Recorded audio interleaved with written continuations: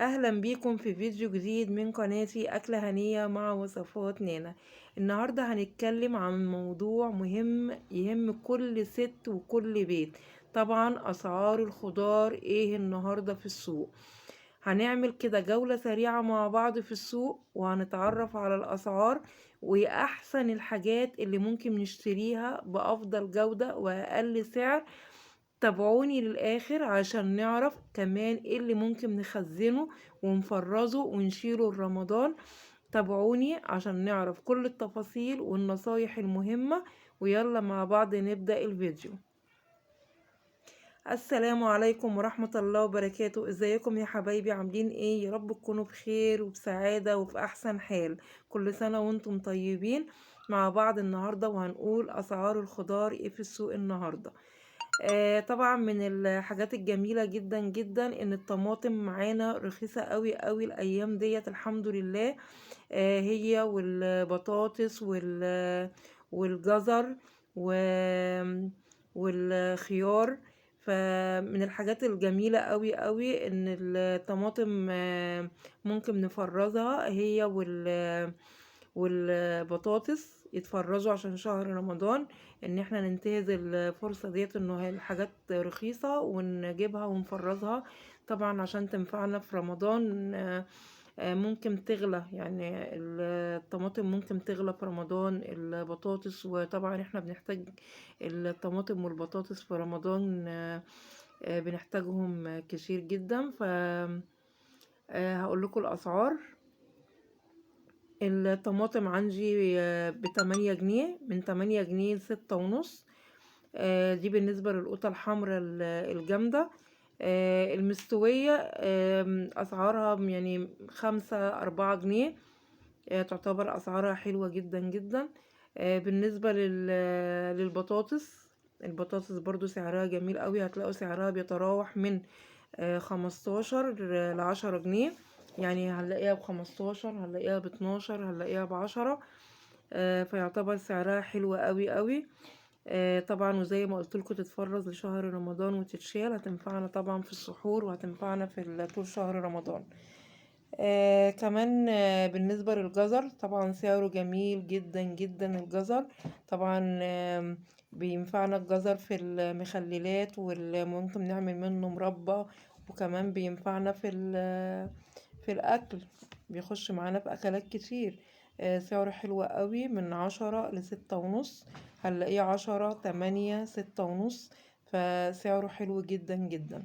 ممكن ينزل كمان ل5 جنيه. كمان معانا اللفت سعره بيتراوح من 6 ونص ل5. سعره برضو حلو قوي قوي للتخليل. كمان عندي الفاصوليا الخضراء. الفاصوليا الخضراء برضو سعرها حلو قوي، ب15 جنيه. برضو الناس اللي بتحب الفاصوليا برضو ممكن نجيبها ونفرزها ونشيلها.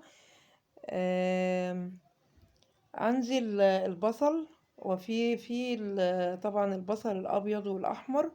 البصل الابيض طبعا غالي شوية عن الاحمر. سعره ب20 جنيه، والاحمر ب15. وكمان في اللي هو البصل الابيض. في بصل ابيض جديد كده طالع ده ب10 جنيه. بس طبعا دوت بيشرب زيت، فخلينا بقى في اللي هو الاحمر سعره يعتبر حلو. ب15 جنيه. بالنسبة للقلقاس ب25. القلقاس. كمان عندي من الحاجات اللي هي غالية طبعا الأيام ديت. عندي الفلفل. فلفل سعره بيتراوح من 30 ل20. الفلفل الرومي والفلفل الحامي هتلاقيه بقى ب30 25 20. فسعره بيتراوح من 30 ل20. بالنسبة للسبانخ. السبانخ ب15 جنيه الكيلو، سعرها برضو حلو جدا. بتتفرز برضو ممكن نجيبها ونخزنها. سعرها حلو ب15 جنيه.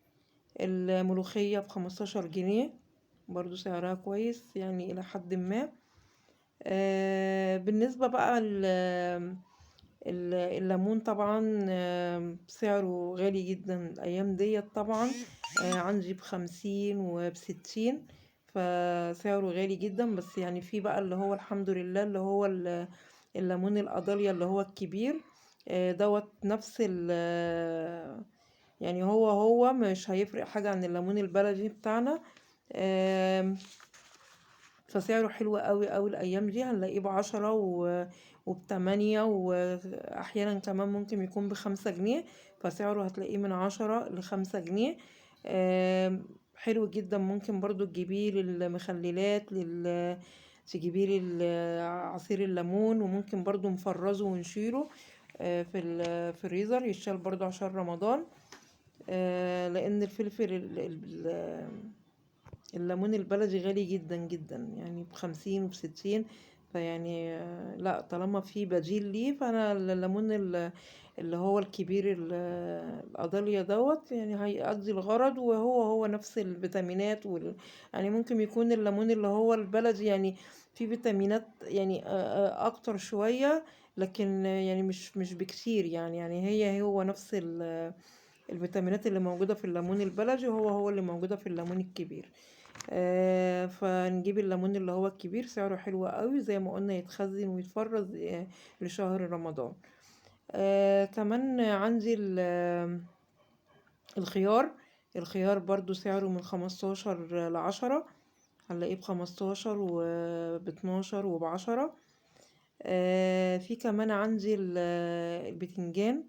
عندي البتنجان سعره بيتراوح من اللي هو البتنجان الرومي والبتنجان العروس، هنلاقيه ب15، من 15 ل10.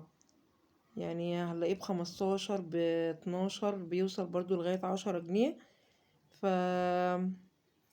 يعني هو يعني يعتبر ايه غالي شوية، بس يعني إلى حد ما.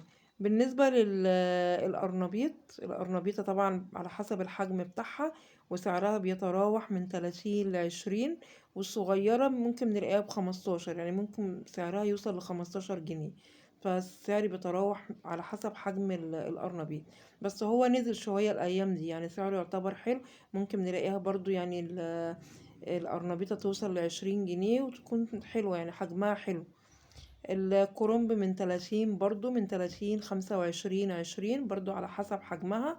فتعتبر أكبر يعني الكرنبة ممكن نجيبها نلاقيها توصل ل30 جنيه.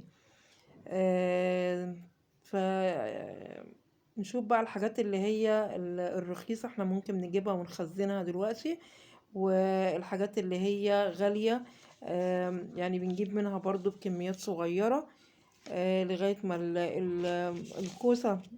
الكوسة برضو سعرها 15 جنيه، برضو سعرها يعني يعتبر من 15 ل10، ممكن تنزل من 15 ل10 جنيه. ف ديت الأسعار اللي موجودة في السوق. فتعتبر يعني احنا كمان ممكن يعني الأسعار بتكون متهاودة كمان، ممكن يعني تنزل عن كده.